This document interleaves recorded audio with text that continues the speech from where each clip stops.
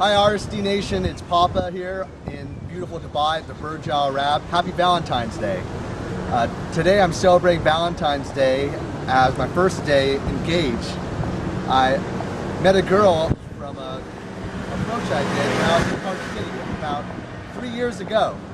And now we're engaged. It was pretty awesome because I was able to actually use what I learned through real social dynamics to meet her. One day I was walking down the street and my friends went into a bar. I decided that I didn't want to go to the bar, so I basically just instead waited outside. While I was waiting, I saw my future fiance walking down the street in the opposite direction. And what I just instinctively did was just approach her, walk straight up to her, and I opened up the conversation and engaged her in conversational set. There are other guys trying to pick her up, and actually I was so into the conversation that they kind of completely faded out of my reality. In fact, when I did a debrief with my girlfriend, I asked her about the experience. She told me that there was these other guys, and I didn't even recognize the fact that there were other guys trying to pick her up. There's 2 or 3 of them. So I wanted to talk to you about some of the lessons I learned from this approach, and also some of the lessons I learned while being in basically my first long-term relationship that ended up with me being engaged. And I think that's basically a culmination of my experience from real social dynamics, because that's basically what I wanted to learn how to do when I first got into this. I thought the coolest way that I could meet a girl was if I was just walking down the street. I always would tell somebody I thought the coolest way to meet someone is if I was just walking down the street and just a split second late from me approaching, if I just waited too long, I would have missed the opportunity, because you have to grab a hold of those opportunities before they disappear. And that's exactly what happened in this approach. So basically, some of the things that I thought was really cool was, after having done approaches for 10 years as part of real social dynamics, it just was autopilot for me to approach a girl that I really wanted to talk to. So when I saw Amber walking down the street, instinctively, I just instantly walked up and started that conversation. That's only going to happen from doing a lot of approaches. That's why I think the reference experiences you get from doing a lot of approaches is so key. The other thing that I thought was really important was that I just stayed calm and cool, and that I basically opened up the conversation regardless of the fact that she was with another girl, regardless of the fact there's other guys involved in the conversation. Physically, I also thought it was important to get her to look towards me and not towards the other guys that were trying to talk to her. In retrospect, I remember that what I did was I moved my body, positioned around, so that she would look away from these guys. So eventually, she wouldn't even talk to these guys, even though these guys were trying to talk to her. So when my friends eventually came out of the bar and they said, "Hey, let's go," I said, "Come with me. We're gonna grab some drinks and some sushi." And I had a game plan, because the most important thing I think you need to have when you're approaching a conversation, from a cold approach, from a cold walk-up, from meeting a girl walking down the street, is to be very quick about logistics. The most important thing is logistics when you're in a daytime approach, or even if it's kind of getting nighttime, dark a little bit, you basically have an outdoor set. Because most people, they'll approach a girl, they won't know what to do, so maybe they'll get their phone number. But I think that even better than a phone number is the what we call an instant date, where basically you are not going to dilly-dally over the telephone. You're basically going to say, "Hey, come with me right away." And I think that by moving from venue to venue, it makes you feel like you know each other longer. You have a better chance of having a connection, also because you have more time to actually engage in the conversational set. So I think that's the most important things I had from that. Also, I think that a lot of it just has to do with timing.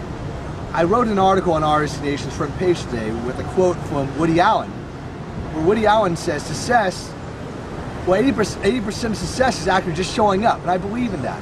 The timing is really important. And it's funny because so many times, whether it's in business, life, or in relationships, those split seconds of delaying mean everything. I know, especially from a street approach, if I delayed even like 5 seconds, she would have walked right by me and I never would have had the opportunity to get to know her. Now, another thing I wanted to talk about was what I think are really important in actually keeping the girl around and keeping that relationship strong once you're in a relationship with the girl. Because I know a lot of guys have been emailing and basically saying, hey, I really want this topic of relationships to be discussed a lot more on RSD. And Tyler actually is writing a book about relationship transitions, transitioning from a guy who's not used to being in a relationship to actually being that guy who's into that. And so I was talking to him about that, and I also have some of my own ideas. So I want to talk to you about some of my own ideas about relationships. And I think some of this applies not just to relationship exclusively with a girl, but also in business. As you know, in the last 10 years, I've built up RSD using a lot of the principles from real social dynamics. So other than health, which a lot of people talk about, you know, staying healthy, keeping your energy strong so you can stay out later, have more energy for life, and get things done. You know, I think that's really important. But I think there's 3 things that I think are the most important things to really have down. And if you don't have down, you're just not ready to be in a relationship. You're not ready to really fully engage a woman. And those 3 things are emotional, financial, and intellectual in nature. So I want to elaborate on this because by saying that, there's a lot of misconceptions. So first of all, when I talk about having your emotional side down, I'm talking about having yourself fulfilled on a core level. Because I think that a lot of people, they approach a girl and they're not emotionally ready to be in a relationship, they're not emotionally ready to actually engage in the conversation with the girl the way they should. Because you project what you're feeling from within. What you feel, other people around you will also feel. I think that's so important. You'll hear a lot of that conversation from the Blueprint Decoded DVDs, where Tyler talks a lot about that. But I think that also you have to have that right outlook in life, the positive outlook. You have to have your emotional well-being down, your confidence at center. So when you project that in conversation, it's strong. It's clear. Now on an intellectual level, I'm not talking about intelligence in the sense that you're born a certain level of smartness or IQ level. I'm talking about the intellectual side of things. I'm talking about intelligence more like how the CIA or FBI would talk about intelligence.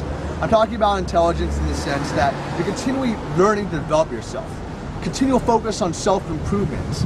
Continual focus on learning about other people. And so when you're in conversation with people, you can talk about so many interesting things and it's more powerful. One of the reasons why over the last 3 to 4 years I traveled to 100 countries and learned about all the different cultures, because now I can talk to other people, relate to them in a stronger way. With my girlfriend, I was able to connect with her on a very fun and simple topic, which is my passion of playing video games. But I have other passions as well. And I love the ability of exploring those passions, because going back to the emotional side, I think by following your passions, not being in that rut, it really makes a big difference. I love movies like Wanted or Fight Club, where guys are stuck in a rut, stuck in their boring office job. And so we need to explore their passions and revitalize them into something completely different. And I think that really affects your conversational set. Now on the 3rd level, I'll talk about financial. Now, when I talk about finance and the financial nature of relationships, I'm not talking about it in the sense that you gotta have money in order to be successful. I'm not talking about that. I'm talking about having the money so you can afford to follow those passions that you have.